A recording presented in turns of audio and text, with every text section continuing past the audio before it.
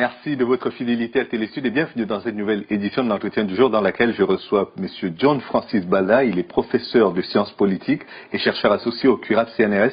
Le CURAF, c'est le Centre universitaire de recherche sur l'action publique et la politique. Et vous êtes également, si je ne me trompe pas, enseignant à la faculté de droit à l'Université de Picardie, Jules Verne. Bonjour Luc Mailleux. Bonjour. Effectivement, je suis enseignant en sciences politiques, chercheur associé au CURAF-CNRS, qui est un centre de recherche au laboratoire rattaché à la faculté de droit de l'Université de Picardie et surtout rattaché au CNRS.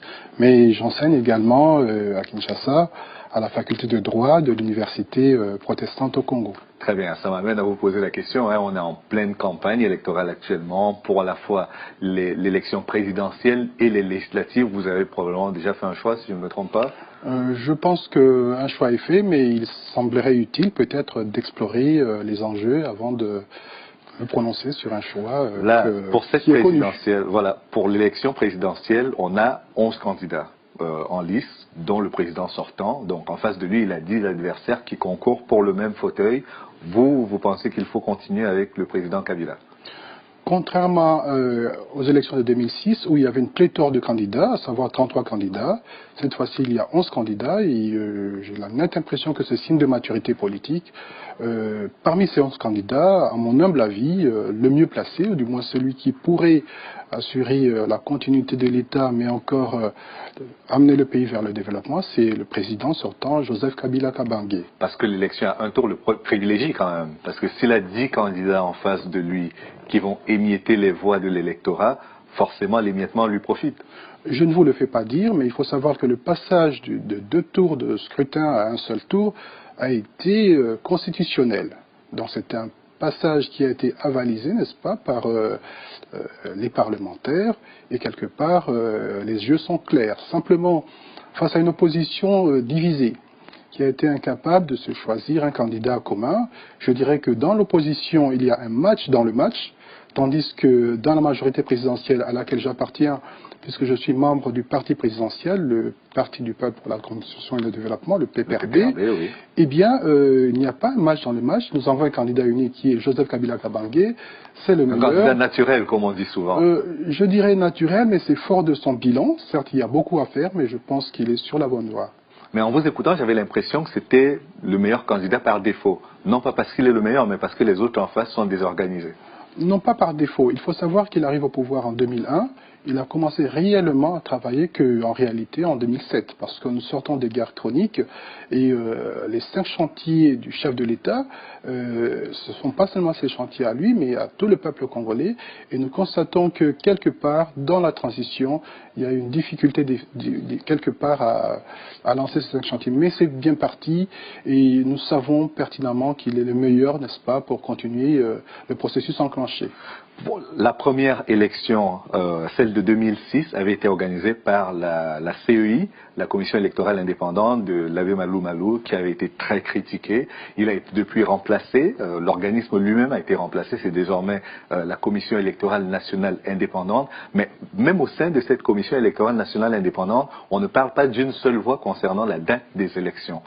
Certains disent qu'elle aura lieu, le président Ngoy de la Commission dit qu'elle aura lieu le 28. Le vice-président semble dubitatif. Pour lui, ça pourrait avoir lieu en décembre. Vous pensez qu'elle aura lieu à terme échu? Vous savez, il faut tenir compte du fait que la RDC, c'est quand même 5 fois la France, 80 fois la Belgique. Il y a d'énormes difficultés logistiques. Le président de la CENI, Ngoy Mulunda, a fait un travail remarquable et nous sommes persuadés, puisque les urnes sont déjà arrivées, près de 90%, un peu plus d'ailleurs, que le 28 novembre est une date possible et qu'il serait souhaitable... Elle est juste possible. Non, pas possible. Une date réalisable. Je pense qu'il y aura élection le 28 novembre. Tous les signaux sont là, sont clairs. Maintenant, il n'y a pas de discordance en tant que telle. En réalité, quelque part, il faut savoir simplement qu'il y a des hypothèses, n'est-ce pas? C'est une date butoir et nous sommes persuadés que les élections doivent se tenir à cette date-là parce que nous allons l'emporter. Le PPRD est un parti organisé dans la majorité présidentielle. Il faut savoir que dans l'intégralité du territoire, nous sommes présents et l'opposition, en réalité, part en ordre dispersé. Mieux encore, il faut savoir qu'il y a 63 000 bureaux de vote, plutôt que de crier quelquefois à la tricherie ou à la fraude, l'opposition devrait déjà, me semble-t-il, envoyer des témoins dans les bureaux de vote. Et mieux que ça, il faut dire qu'il y a des observateurs internationaux. Mais avant de parler de l'élection elle-même, tout le contexte de campagne qui précède l'élection étant quand même assez tendu. On a entendu les appels de la MONUSCO, la mission des Nations Unies en RDC. On a entendu les appels des chancelleries occidentales, aussi bien la France que les États-Unis, qui demandent un peu plus de calme. Le ton est très vite monté. On a entendu l'un des candidats qui demandait à ses militants d'aller ouvrir les prisons. Le climat est assez tendu quand même. Est-ce que vous pensez qu'on aura le scénario comme celui où on a eu au deuxième tour avec Jean-Pierre Bemba qui était arrivé au second tour et qui était opposé à M. Kabila et toute la violence qu'on a eue au deuxième tour en 2006? Vous pensez qu'on s'achemine vers ça? Je pense simplement que la violence, c'est l'arme des faibles. Il faut pouvoir croiser le fer par le verbe. Et au jour d'aujourd'hui, il y a une liberté de la presse, même si quelque part il y a des choses à redire, mais on peut s'exprimer librement. Bon, maintenant que l'on appelle le peuple à aller casser les prisons ou à ne pas reconnaître le scrutin, je pense que simplement que cheveux blancs n'est pas synonyme de sagesse, me semble-t-il, j'ai l'impression. Et je dois vous dire que... Tshisekedi. Bon, quelque part, il n'est pas le seul. On constate que... Et nous savons d'où viennent ces appels, parce qu'ils ne sont pas sûrs de gagner, tout simplement. Et moi, ce qui m'importe ici, c'est d'appeler le peuple au calme, de savoir que la période post-électorale, c'est une période pendant laquelle les Congolais devront continuer à travailler, à vivre ensemble, que même si nous gagnons, et moi c'est mon point de vue, nous ne devrons pas être simplement des vainqueurs, entrer dans une forme de triomphalisme, mais tendre la main quelque part à l'opposition, s'il y a demain un gouvernement, pas d'union nationale, mais de large ouverture, pourquoi pas. Maintenant, ce qui est certain, c'est que le peuple congolais aspire à la maturité, aspire à la paix. Il faut savoir que vous faisiez allusion, je ne vous interromps pas, précisément aux élections de 2006. Oui. Le sénateur Jean-Pierre Bemba, quelque part, avait fait des appels du pied au peuple pour que le peuple puisse se rebeller. Il avait une armée, ou entre plutôt une milice, on dirait cela comme ça, qui n'a pas été en mesure de faire face à l'armée qui est restée loyale. Et je pense que le peuple congolais a mûri. Et je pense aussi que sincèrement, il est fort probable que les appels de l'opposition ne soient pas forcément entendus, puisque nous sommes en train de nous focaliser sur Kinshasa. Kinshasa n'est pas la RDC. Il y a Lubumbashi, il y a Mbandaka. Il n'y a pas que Kinshasa, voilà, parce que donc, récemment encore, pas plus tard que cette semaine, il y a un militant du PPRD qui a été mortellement poignardé en Espagne. Là, en Belgique, il y a 2 meetings qui sont prévus, l'un du PPRD et l'autre des combattants. Les combattants interdisent aux militants du PPRD de manifester. Il y aura probablement des violences en Belgique également. Mayou, est-ce qu'ils ont le droit d'interdire? Parce que nous sommes dans des démocraties. Nous devons nous inspirer des démocraties occidentales, quelque part, qui sont des vieilles démocraties, pour les appliquer à nos propres démocraties. Moi, j'aime dire à mes étudiants bien souvent que la violence est l'arme des faibles, première chose. Et mieux encore, j'évoque un auteur ou un philosophe des Lumières, Voltaire, qui disait même si je ne suis pas d'accord avec ce que tu dis, je me battrai pour que tu aies le droit de le dire. Et c'est ça la liberté. S'ils ont choisi d'autres candidats que le nôtre, pour nous, c'est le candidat numéro 3. Nous allons voter le candidat numéro 3, qui est Joseph Kabila Kabange. Ce n'est pas du fanatisme. C'est simplement qu'il a des réalisations concrètes. Mais vous êtes au courant de l'action des combattants, oui. Aussi bien en Afrique du Sud qu'en Espagne, en France, par rapport aux artistes, par rapport à tous ceux qui sont pressentis comme des supporters de Joseph Kabila. Ils sont souvent molestés, ils sont souvent interdits de manifestation, ils sont brutalisés. Les combattants sont des Congolais, ce sont nos frères. Maintenant, qu'ils puissent quelque part revendiquer dans la violence, ou du moins molestés, je pense que quelque part, ils sont en train de faire fausse route. La meilleure des choses à faire, à mon humble avis, c'est de revendiquer, mais dans la paix. Alors, voyez-vous, quelque part, qu'ils puissent s'en prendre aux hommes politiques, aux musiciens, et j'en passe. Est-ce que c'est la solution? Puisque les enjeux, c'est en RDC. Et moi, je pense que ces combattants n'ont pas le droit de voter aussi. Ces combattants, comme disait quelque part Laurent Fabius, ancien Premier ministre français, à propos de Jean-Marie Le Pen, que tout justement, quelquefois, Jean-Marie Le Pen pose de bonnes questions, mais il propose de mauvaises solutions. D'accord. Il propose. Alors, les combattants peuvent poser quelques bonnes questions, mais en général. Par exemple.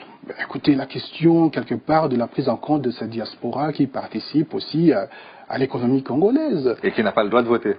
Bon, le droit de vote viendra, ce n'est pas...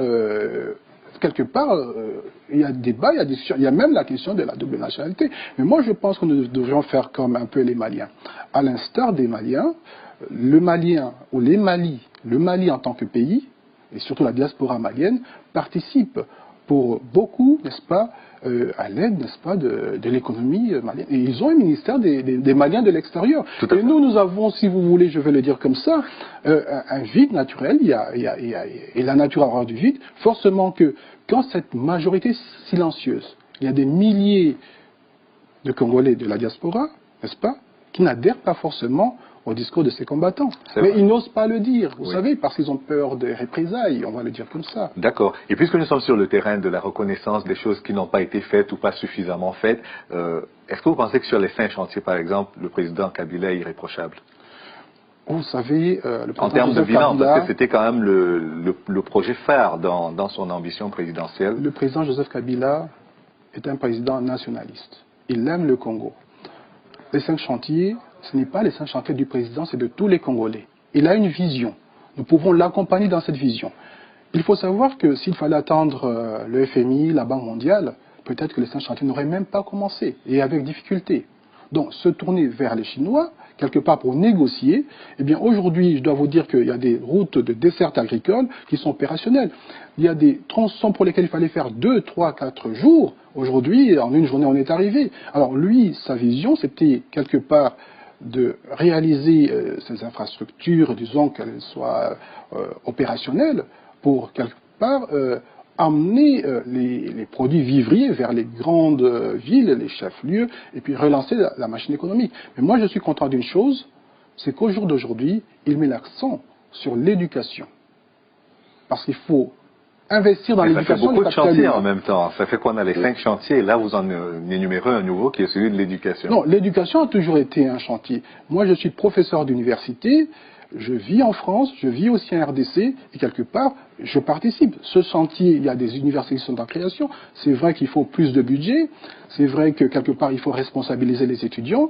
Mais nous avons des étudiants qui sont aujourd'hui avocats, magistrats, et nous en sommes fiers. À l'université professionnelle au Congo. Oui, il nous reste 10 secondes. Oui. S'il y avait un fief naturel du président Kabila, ou un fief tout simplement, ce serait Goma, ce serait Kinshasa, lequel serait-il? Vous savez, il ne s'est pas présenté sous la bannière PPRD, parce qu'il est le président de tous les Congolais. Très bien. Et quelque part, je pense qu'il faut voter, et ce sera peut-être mon mot de la fin, le candidat Joseph Kabila Kabange, c'est le meilleur. Merci beaucoup, messieurs John Francis Bala. Je rappelle que vous êtes professeur de sciences politiques, chercheur associé au CUAP CNRS, et que vous étiez là pour nous parler des élections en RDC. Merci encore une fois. Et merci à vous d'avoir suivi cette émission jusqu'à son terme. Rendez-vous demain pour une autre édition de l'entretien du jour. À bientôt.